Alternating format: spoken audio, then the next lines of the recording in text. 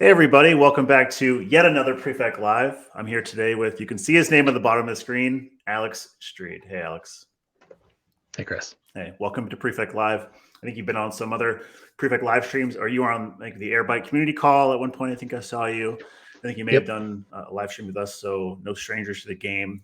But again, welcome, happy to have you. Today, you see the stream title, the Pokemon stream. This is really going to get into some serious Pokemon lore. We had about, I think, 15 new followers in the past couple of minutes. I hope you guys are here for the Pokemon. We will get into it, I promise. But first, I want to ask Alex a little bit about himself. So, Alex, tell me about your background. How did you get into Python programming in general? How did you get into data pipelines? Maybe you call them in general. What's your background? Yeah, so my background, at least in terms of school, I went to school for electrical engineering. So I took kind of a winding route to where I am now, where out of school, I worked for Motorola Solutions, testing P25 radio systems, which are the radio systems that like police and firefighters use. And as part of that, we maintained like a test lab that had a server farm for running software on it. We were managing a lot of that manually. And so then I got involved in the DevOps movement to make that easier. Eventually went to Capital One as a DevOps engineer. And then got really passionate about building like API services. And so I switched to being a software engineer over there, got interested in some front end work and learned JavaScript. So I eventually became a full stack engineer, led the application build team at Slate, which was then acquired by Prefect. And as part of that, I helped out with some of the data engineering work that we did there, building data pipelines with Prefect. And then when Slate acquired Prefect, I got the chance to come over here and work on integrations, which I thought would be really fun because there's a whole host of things to learn about. The data ecosystem is exploding. I like learning new things, and so it seemed like a great place to continue to grow and learn. That's awesome. So you're, I think, what Anthony would call a monster engineer. Truly, I mean, that's a crazy background. I didn't know that you came. Well, first of all, from like the physical hardware world, and then into DevOps. I honestly didn't know you had any DevOps experience. So we'll definitely have to have you back on when we talk about infrastructure, Kubernetes, stuff like that. But I think what an interesting kind of a winding road. That's really cool. You went for electrical engineering? What did you think you were going to be when you grew up, when you were a kid? Did you always think you were going to be an electrical engineer? I think when I originally started at school, my plan was to be like working like acoustics. So like design concert halls or like work on like audio equipment. During school, I like a lot of the classes that I took were in integrated circuitry and RF circuit design. So I thought I was going to work for like Qualcomm or Intel or something like that. And none of that happened. So I think I may still be trying to figure out what I want to be when I grow up. Well, that's really cool. I think one of the cool things too about working at Prefect, you've probably seen this, but like you, we have so many winding paths in different backgrounds. Mine's in finance, for example, which is definitely not as cool as yours, but it's definitely different. So, really cool. I appreciate you sharing that. And so, integrations team lead. What do you work on? You work with partners. Like what have you been working on lately, and what do you work on generally? Yeah, so we work on integrating Prefect with other data tools. We want Prefect to be the standard in data flow automation. And so that means that we need to automate just about everything that a data engineer or a data scientist or an analyst would use. So we've really been focusing on, with Prefect 2.0 and beta, getting a lot of the integrations that we have with Prefect 1.0 over into Prefect 2.0. And it's been a great opportunity to reevaluate how we organize our integrations and how we package those up for our users. So like in Prefect 1.0, we had the task library, a lot of community contributed tasks that lived within the Prefect library that you could use for interacting with services like Airbyte or dbt or GCP. And in Prefect 2.0, we're moving those over to collections. And so you may have seen some of the initial collections that we've created already. And so we're going for kind of a distributed approach to integrations in Prefect 2.0. One, to make it easier for us to manage dependency management with like all of those different libraries within Prefect 1.0 became difficult to manage. And also it allows users to pick and choose the integrations that they want more easily. You're not getting all of the code for all of the integrations every time you install Prefect, when you might only want to use an integration with DBT and Airbyte, for example. That makes So a we've lot been of working on sense. building those out. That makes a lot of sense, and that's honestly something you kind of helped me to understand too, what the basis for collections is. So in the past, right, in Prefect 1, you might call something the task library. Is all of the task library now going to be existing in a place called collections, or will they coexist? Yeah, so in Prefect 2.0, everything that would have been in the task library will be in collections. Okay. So that's Okay. it's the platform for integrations now. And the thing that's cool about Prefect 2.0 is, whereas the task library was all just tasks, we have the ability to add different types of integrations within collections. So we can have tasks, but then we can also have flows because of the first class subflows that are available in Prefect 2.0. And then we're also able to take other integrations like task runners and put those in collections as well, to really reduce the overall footprint of dependencies of the core library, once again, so that you can just pull in what you need when you need it. What's an example of using or including a task runner in a collection? So right now in the core library, we have two task runners. We have the Dask task runner and the Ray task runner.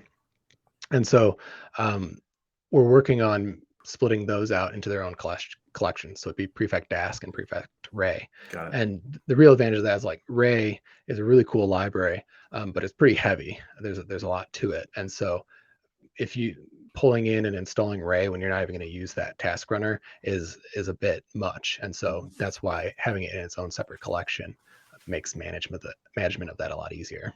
Cool. That makes a lot of sense. Cool. Well, I've quizzed you enough. Let's get into the meat of it. If you're ready, I'll pull up your screen. So, what are we going to do today? I'd be interested to hear. Yeah, so I thought I'd go through kind of the tooling that we have in order to create collections. One of the things that we have to manage with collections is there's a lot of management that goes along with creating a collection. So you have to set up a repo for it. You have to get your tooling in place, and we have to do that repeatedly for every single collection that we create. So we've got some tooling that we've created here at the integrations team in order to create a collection. And so I'd walk through like just how easy it is to create a collection. I was going to do that by creating Prefect Pokemon, which would then be a collection for finding information about Pokemon. Did you play Pokemon as a kid? Were you actually? Oh yeah, you did. Yeah, I played a lot of Pokemon. Nice. As a kid. Nice. That's awesome. I was more of a Magic kid, but both great games for sure. Sure. We got some hot takes. Hold on. Is there a hot take there? Is there a hot take? I mean, not really. Okay. I don't think I ever played Magic, so okay. I can't come in real strong. Got it. Maybe just a perception of stuff. Cool. All right. Well, people can see your screen now. And if anyone in chat, if you need anything zoomed or anything, just let us know. But I think that they look pretty good. Okay. Cool. So what I have on the left side of my screen is our GitHub repo for the Prefect collection template. So this is how we're able to quickly bootstrap a collection repo, and it's made with Cookie Cutter, and it's got a bunch of tools built into it that we use for like automatic code quality, and then also just managing the life cycle of the collection. So I can come here and I can copy this command, come over here and paste it. What it's going to do is it's going to pull in our collection. It's going to ask me a couple of questions to set it up first. So put in my name, my email. I'm doing this underneath my my personal account because I don't think that Prefect will want to maintain this collection. Mm-hmm. It'll be up to me in my free time to maintain Prefect Pokemon. So. And I just put a link to your blog on collections in 2.0 in the chat too, if anyone wants to kind of follow along. And I'll put a link to all this other stuff too in the body of the video when we post it.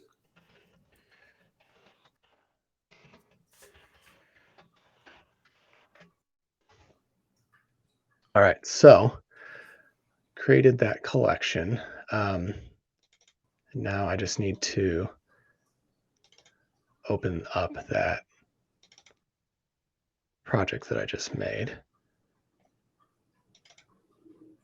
Right here, Prefect Pokemon. So you can see I got a bunch of stuff here when I generated that. It set me up with a pre-commit config so that I can run isort and black and flake8 on my code, make sure that I'm writing my code well. Gets installed with mkdocs out of the box. So if I come in here, let's see,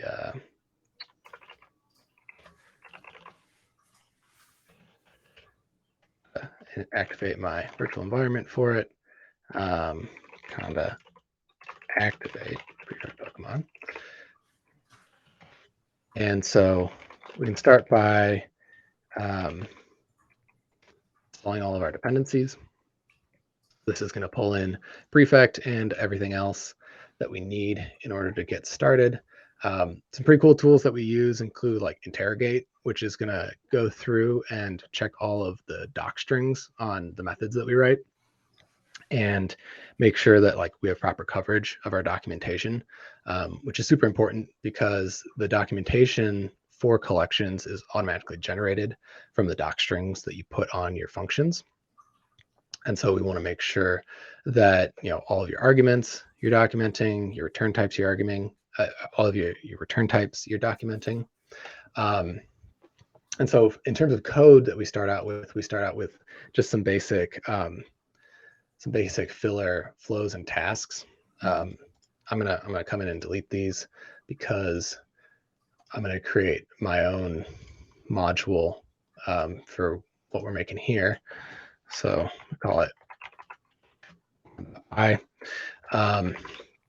and so for the most part, I'm just gonna be creating tasks right now. We might get to the point where we make a flow, but I'm gonna start out just with the task for right now. And I've got the documentation for the Pokemon API over here. And so this is a free API, no authentication, super easy to use. And this is where I'll be pulling all my Pokemon information from. And I thought that I'd start out with the task, call it Pokemon.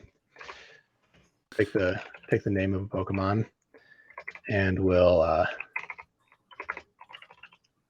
use the API in order to pull information about that Pokemon. No auth, eventually, no rate limit, or is there must be a rate limit on this one?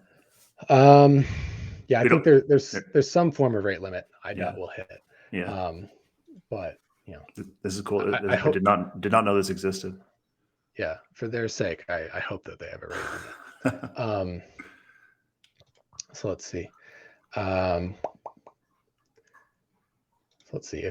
I want to get a specific Pokemon, we do it this way. So I think I'm going to walk through and I'm going to create this. I'm going to create this collection like we've created a lot of our other collections, where a lot of times we have a data class that we use to hold credentials for a service. So you can go in, pull in your credentials, give it to that class, and then you pass that in to any task that you execute. Just to make it so that like we can hot swap the implementation if need be. That's not super necessary here since there's actually no authentication, but at least we'll maintain the same pattern that we have in the rest of the collections. And just generally a best practice in general, right? Yeah, the big advantage is like what we're doing is we're like dependency injecting into our tasks. It makes the tasks a lot easier to test because then instead of needing to like mock or monkey patch any of our dependencies, we can just like create test classes and pass them in. And so we'll call this Pokemon credentials.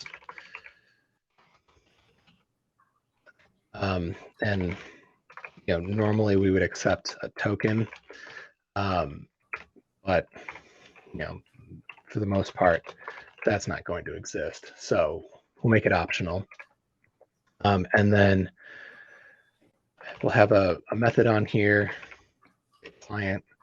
And this is going to be the method that our tasks use in order to get our client that we're going to build in order to call the Poke API. So we can also create a client. And so within that, we initialize, I didn't do this before. What we're going to do here is we're going to use HTTPX as our client for calling the API. So when we initialize our Pokemon client, we're going to get our HTTPX client.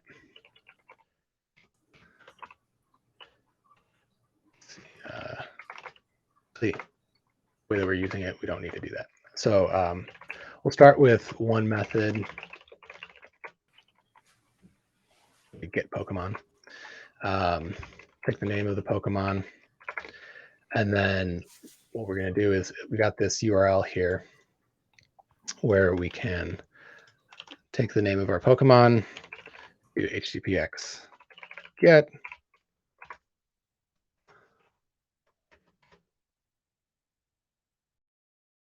and we can use an F string to pass in the name of the Pokemon that we have there. And we'll take that response. What's that? JSON. Oh, wait, hang on a second. Got an extra equal sign there. All right, there we go. So when we get the client, we're going to return a instantiated version of my client. So why are we doing this in credentials py? Yeah, we could create a separate module just for the client itself. That would probably be a good idea. But I'm trying to fit in as much as I can in the time that we have. Yeah, no worries. So yeah. So for get Pokemon, we are going to accept our credentials class.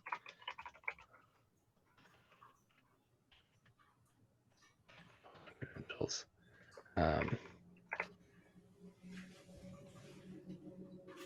And so we can also use our prefect logger.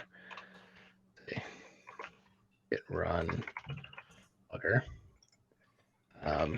So that we can see what's going on inside of our task. And then we can get a client from our credentials that we pass in.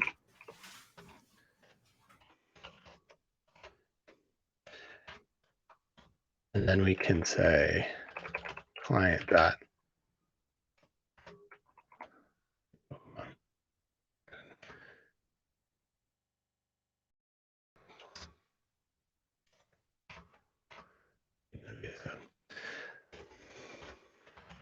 pass in the name.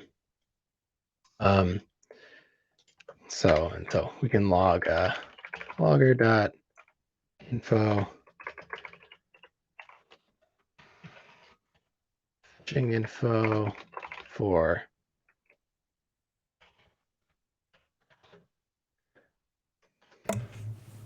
that Pokemon. I don't know if you're supposed to capitalize Pokemon. Is Pokemon a proper noun? That's a great question. I think probably because we see in the API, and there's a little apostrophe above the E of Pokemon. That's true. A question mark. That's true. I'm not sure which UTF character that is. So you can open an issue on that, on the repo for that. So I plan to. So I'm going to just make a little test flow here for us to make sure that we're getting the Pokemon that we want. From Prefect, import flow.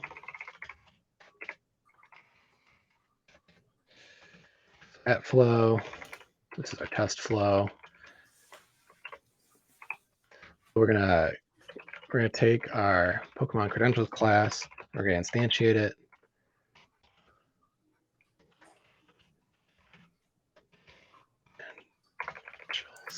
I guess that's why it's Pokemon and not Pokemon. It's all coming together, isn't it? Coming together. So then we're gonna call our get Pokemon task, and the first Pokemon that comes to mind is Snorlax. So we're gonna find out some information about Snorlax. Let's see, from Pokemon import.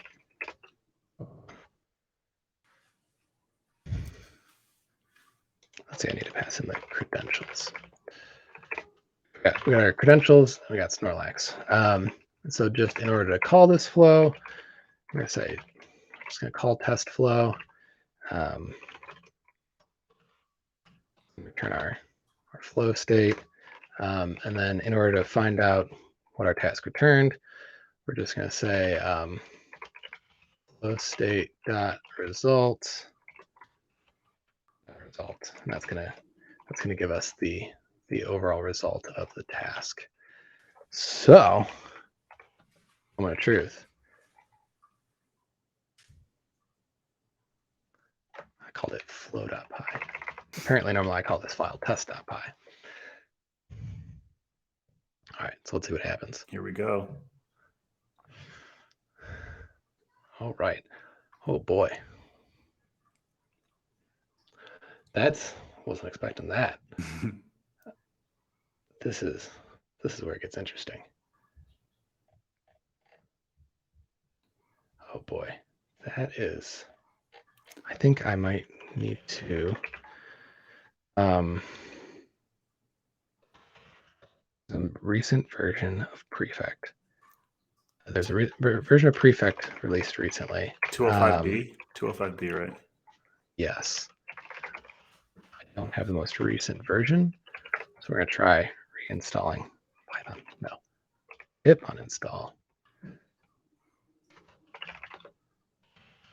Prefect.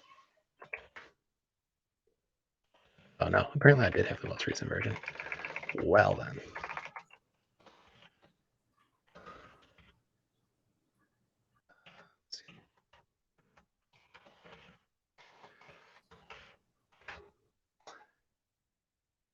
Let's see. Probably I might need to wipe out my database and restart it.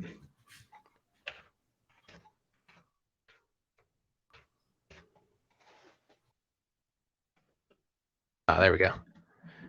Look at that. All right. Let's see. For Snorlax.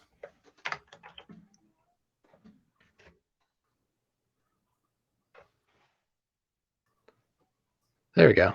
There's all the information about Snorlax. Oh wow. There's a lot of big old JSON a lot of information.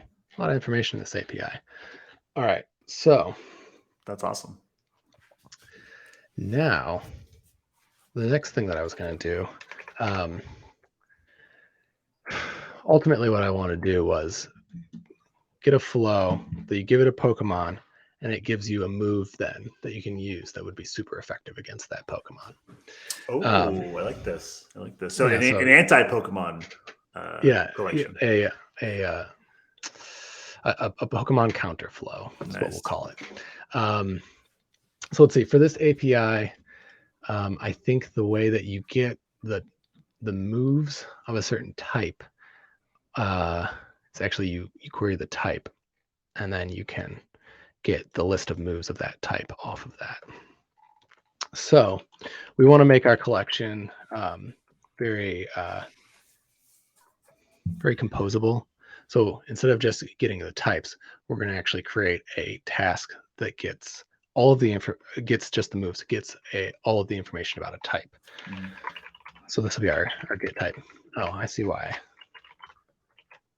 Come on, Alex. You didn't even make that a task. That's why that aired out before. Seriously. The people that they let on Prefect Live. It's live coding is hard, I think, is what we've learned about this experiment. Let's see. So name. Get a logger again. There our client from our credentials. We'll have to update our client so that we have a method for actually getting this type. I said fetching the first time. We don't have consistent log messages. Line 16 to client is transpose the vowels. Yeah, I's and E's. Let me tell you. Mm-hmm. They're tricky. And so we're going to say client dot get type name. I haven't made that yet, so we'll make it. Get type self name string ppx.get. Let's see what's the URL for this. So we got this right here.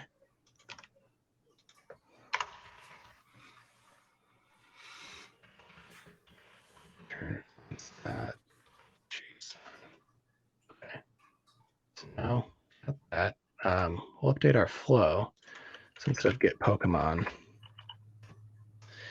we'll make we'll do get type. And so Snorlax, normal type Pokemon, only weak to fighting. So we're going to want to get information about the fighting type. That API call works. Yep. All right. Look at that. Good. Lots of info. Okay. So we've got our get type. And also, if I were taking my time and thinking this through, I probably would have created a separate module since we have a task that interacts with the Pokemon and one that interacts with types. I'd probably make a types module, but I'm not stopping to slow down and think about this. And would that be like a one-to-one relationship module to like the equivalent of task, or you can have multiple tasks per module like you have now? Yeah, I'd probably have multiple tasks or flows per module. Yeah. So like, for instance, if I had a flow where like I wanted to get all the Pokemon of a certain type, that would probably live within the Pokemon module. Whereas, now I'm going to be creating a flow that gets all the moves of a certain type. Right. I may make like a moves module in order to do that, and that sort of stuff can evolve as the collection develops. Right. And sort of asking from a best practices perspective, right? When creating collections. And I know that I've put in the chat too, the repo with the collections template too. So there's probably some information in there, but just curious about best practices. Yeah. And so for this one, we're going to create a flow because we actually want to reuse our get type, task. And so something that I could do that would work well is I could put retries on these. There's API calls inside of them just in case the Poke API is having some intermittent issues. My Pokemon pipeline is not robust, and that's exactly what we want from all of our Pokemon pipelines. So once again, I'm gonna get my client, and now I need to get the type. So I'm gonna call my get type pass through my credentials, and also pass through the type.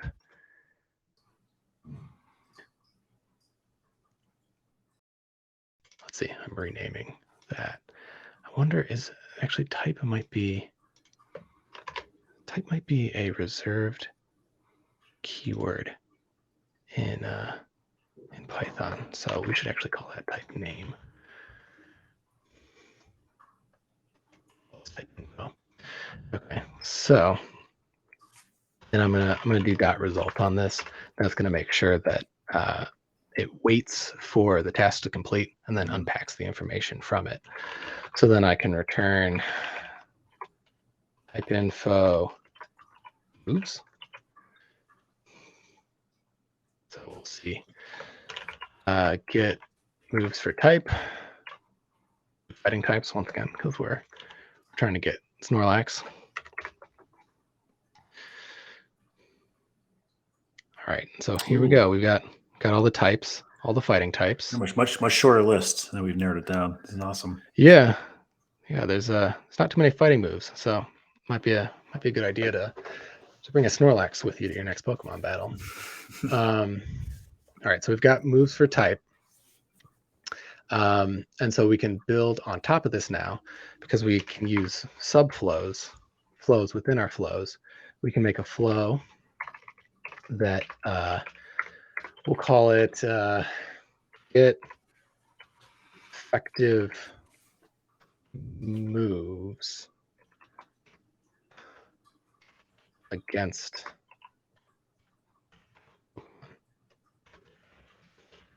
explicit, that's for sure. Mm-hmm. It's also verbose. A name. As some perfectionists would say, very robust. Very robust. But I see where we're going with this. So this is really slick, though. The fact that we're going to be able to kind of iterate with a flow inside of a flow is cool. Yeah. So let's see. Actually, we'll probably make it so that you only get one move back. Mm-hmm. Or we could do all of them. But I think probably our use case here, our user that we're building this for, they just want to know which move to use against a given Pokemon. All the moves, that would be overwhelming. Things are moving quickly in the heat of the battle. Exactly. You need something right away. Mm-hmm. So that way we're gonna have to find all of the types that are super effective against a Pokemon, find all the moves for that type, randomly pick one of the types that's super effective against a Pokemon, and then find all the moves for that type and randomly select a move. And I'm pretty sure I saw in this API that there is a way to find weaknesses for Pokemon. Pokemon type.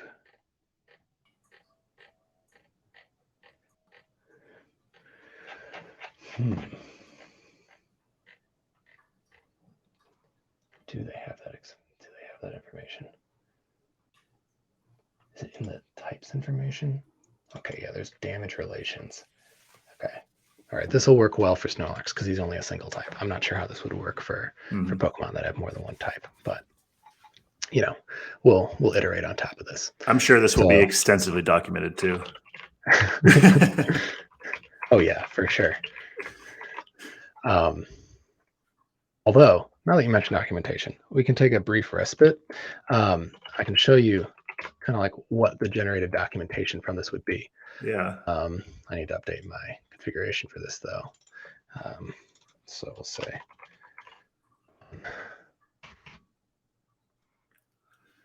actually, the idea of automatically generated docs is nuts to me. Yeah, well, it's great because most of the time users do not want to, or developers do not want to write extra documentation. They prefer to keep like a source of truth for all of that, and so like doc strings are the closest thing to the code, so it makes sense to generate it from that. Let's see. This is what I need to redo. So kind of the way this works is we use mkdocs for our documentation generation. And then there's a plugin with that called mkdoc strings. Mhm. And so this is where like I create a folder and I tell it which module to look at. And then it inspects all of the code within that module. And then it can create documentation off of that. So like this is what we get right here. And so you can already see, oh, wow, look at that. Did not pick up any of those functions. That's interesting. Well, that's a problem. We'll have to handle that before we ship. But anyways, it's pretty cool. That's awesome. So let's see. We're finding an effective move against the Pokemon. So we'll start with our Pokemon.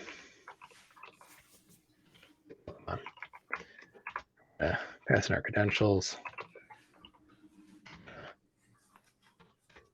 Pokemon name. That's going to get us our Pokemon. We're then going to be able to get our type off of that Pokemon. So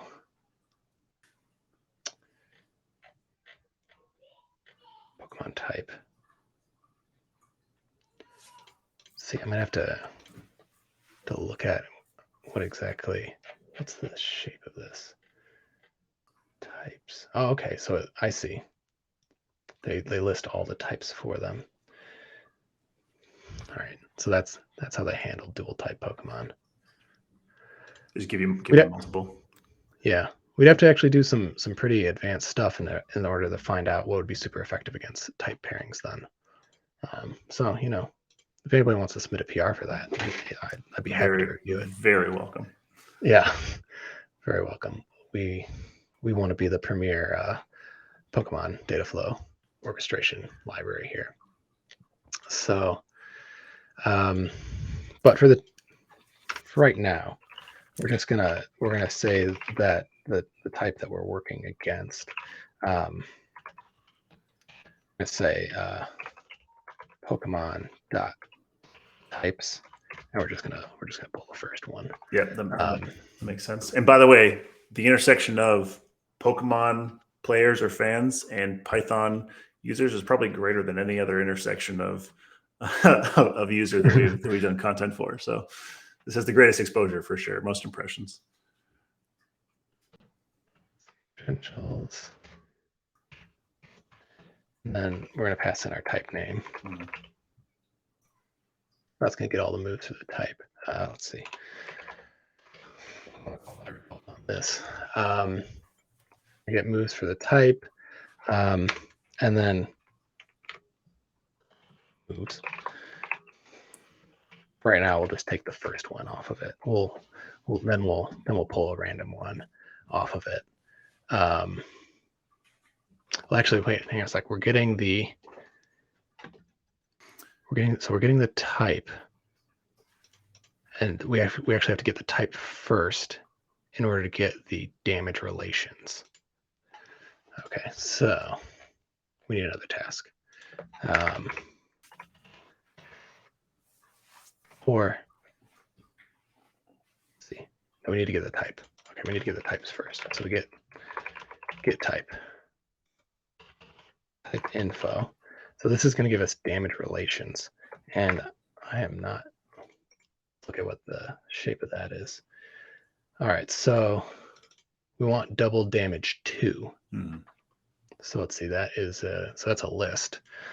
So we're finding the most effective Pokemon against Snorlax, correct? Well, we're finding the most effective move against. Not the most, an effective move against Snorlax. So we're going to find the double damage move against Snorlax. Got it. And then we're going to return that.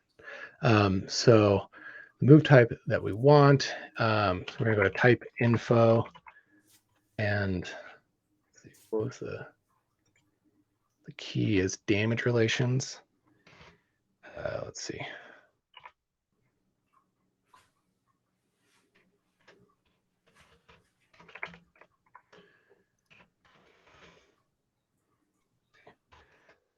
Accessing this the wrong way. damage relations. We're going to pull the first one again, just for sake of ease. And so now we've got our damage relations, and now we can get the moves for that type. So get moves for type, controls, and then our type. Result. And we're going to return the first one of those. So I didn't end up needing this at all because we've got a flow that just is using tasks for all of our API calls. Mm-hmm. And then the nice thing is we can have this Python logic inside our flow too, as kind of the glue between our tasks. Prefect 1, we'd have to write tasks just for this stuff here. Mm-hmm. So really getting the most out of Prefect 2.0. Okay, so we're gonna get effective move against Pokemon. Snorlax. And we'll see what happens.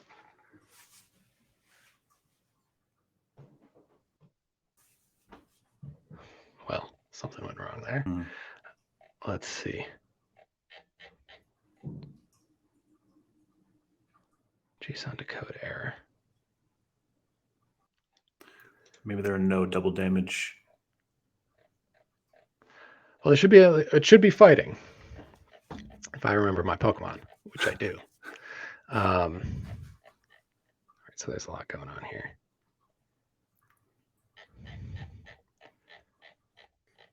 So let's see. I think what we should probably do in order to debug is we're gonna take our logger.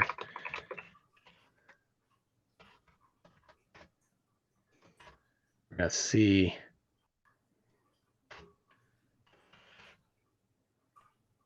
info. We're gonna log what we're passing into each task. So type name.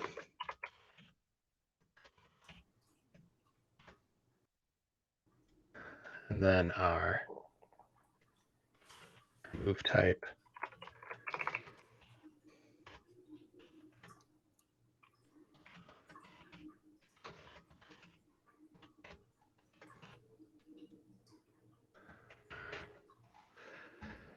Let's see how that goes.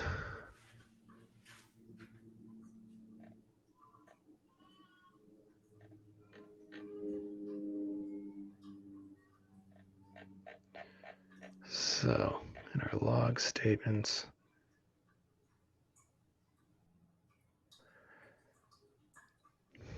so our type is normal.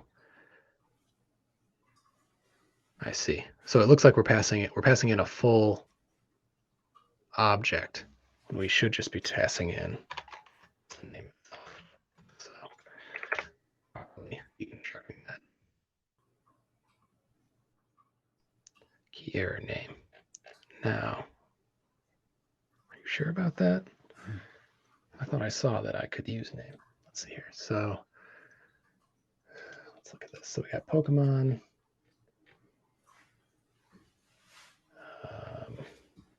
Types.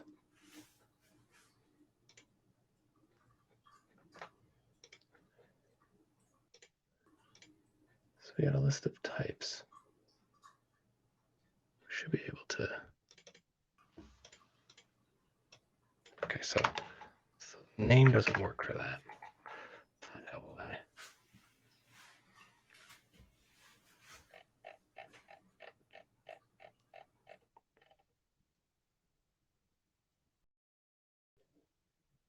Oh, I see. Oh, okay. So we're passing in. Oh, I see here. This is the structure right here. So we got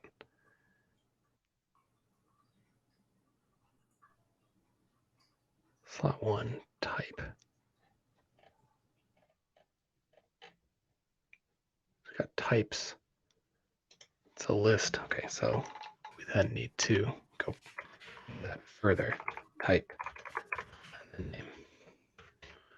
This is why you read the documentation, kids. I mean, that's unbelievable that you're able to pick that up. All right, so now we're deconstructing this incorrectly. So, and then damage relation, probably in the same kind of situation. Well, let's see. We got damage relations right here, which is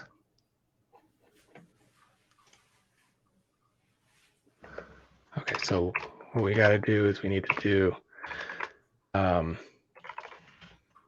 double damage 2, and then pull the first one off of that. And you know, right now the whole Chicago office has this up on the screen, and they're all cheering loudly. I want to make them proud. So let's see here. So let's see. We got type name normal. Index is out of range. All right. We're just gonna log whatever this is because I'm not properly reading the documentation. Okay, so let's see here. It should have logged the move type.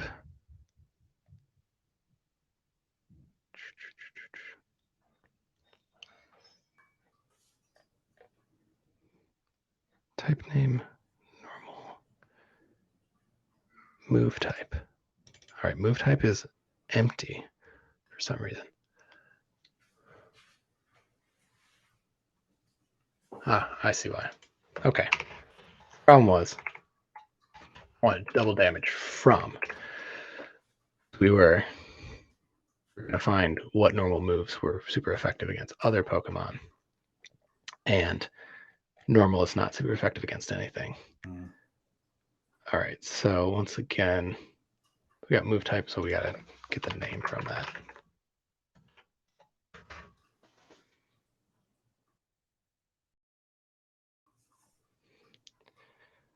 All right, we got a different error. Get moves for type. So let's see, let's look at our logs. Move type, fighting. That's good. Received invalid parameters. Get moves for type.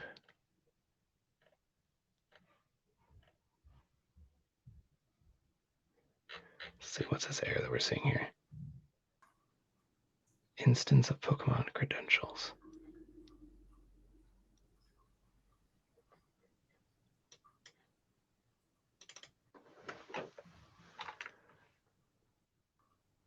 Let's see.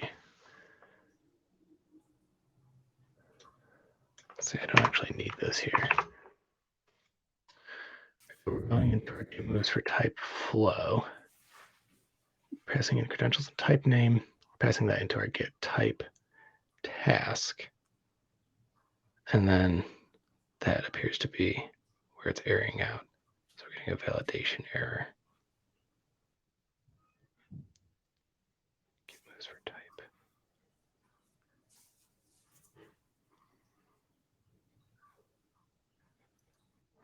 Let's see. Try making these named arguments instead. Let's see if that fixes that.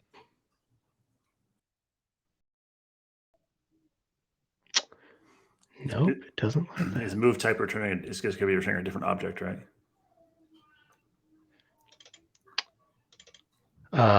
So move type, based on our logs, it's fighting, which is what we want it to be.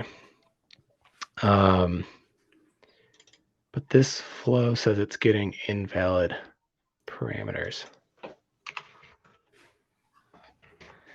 So I think Prefect is trying to help me, making sure that I'm not passing in erroneous things.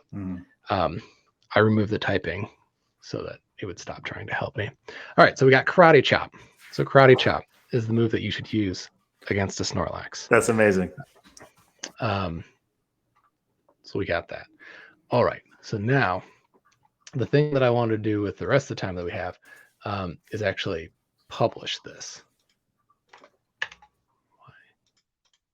So one of the nice things with Prefect collection template is it comes with a bunch of GitHub actions that make managing and releasing your collections easy. So what we're going to do, have I need to initialize this repository. We're gonna probably leave flow.py out, but I've got a repository that I made ahead of time. Flow.py, and then I'm gonna put this.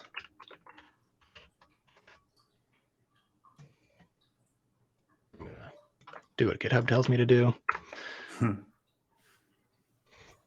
And now we have our repository. We've got Prefect Pokemon up here.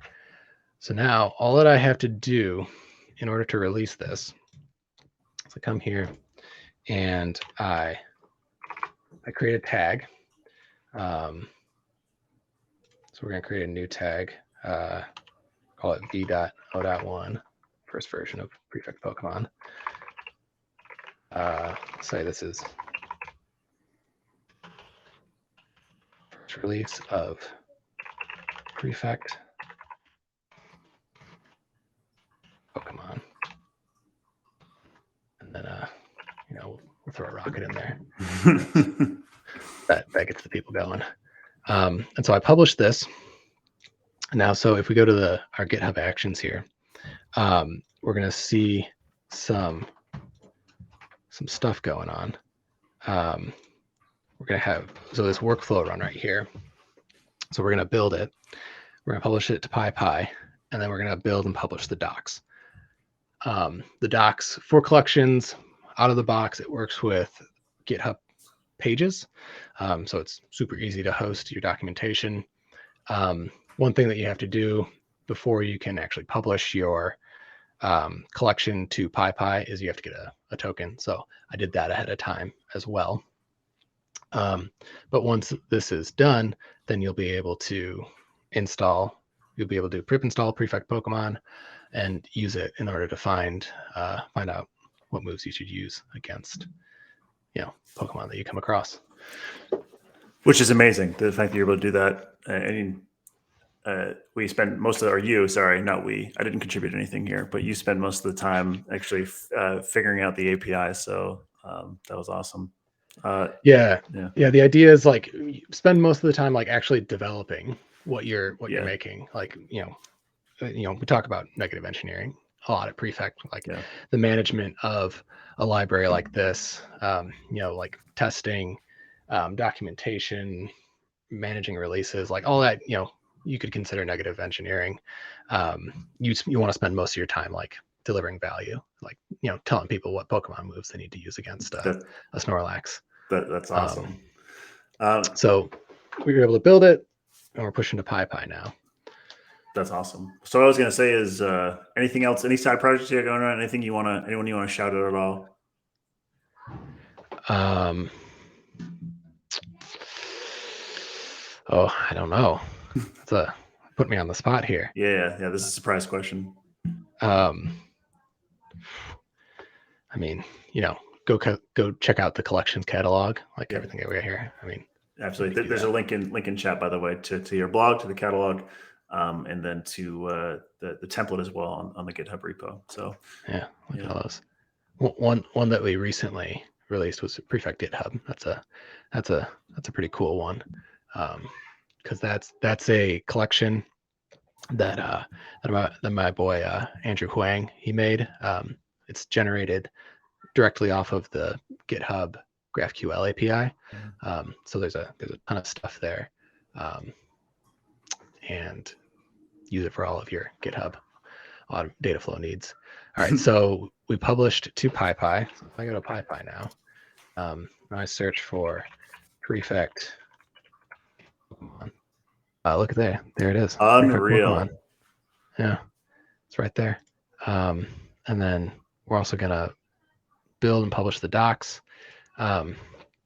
But like if I just come here and I say pip install Prefect Pokemon, oh, we got Prefect Pokemon now. That's awesome. Right there. Docs are published. So now one quick thing that we have to do is we just got to set up GitHub pages to use our docs branch.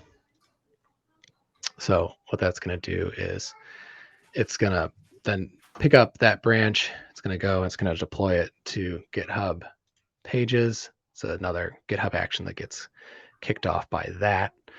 And once that's done, we can go and look at the docs. This normally doesn't take too long.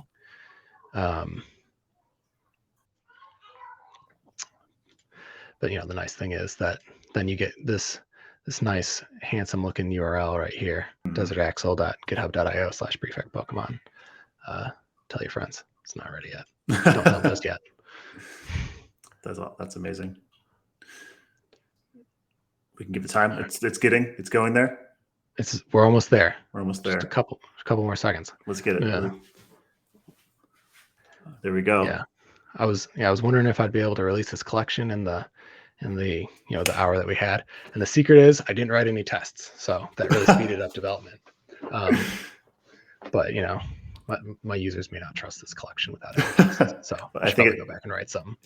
The juice is worth the squeeze, though, for sure. If you're gonna get the move that's gonna be super effective against any Pokemon, I can't wait to try some other ones. Do you mind if I just Slack you some Pokemon names? And yeah, okay. Go for it. Okay. Yeah. Some of them definitely might break it. Yeah. But we'll see. Cool. All right. Awesome. Well, Alex, thank you very much for coming. You were in a late add to the Prefect Live. I want to add that. So thank you very much for being so flexible, for coming on and helping to show us not only how to make collections, but to making a collection live with us. That's going to be super useful for everyone. So yeah. Cool. Thanks for having me. All right, Alex. See you soon. See you guys soon.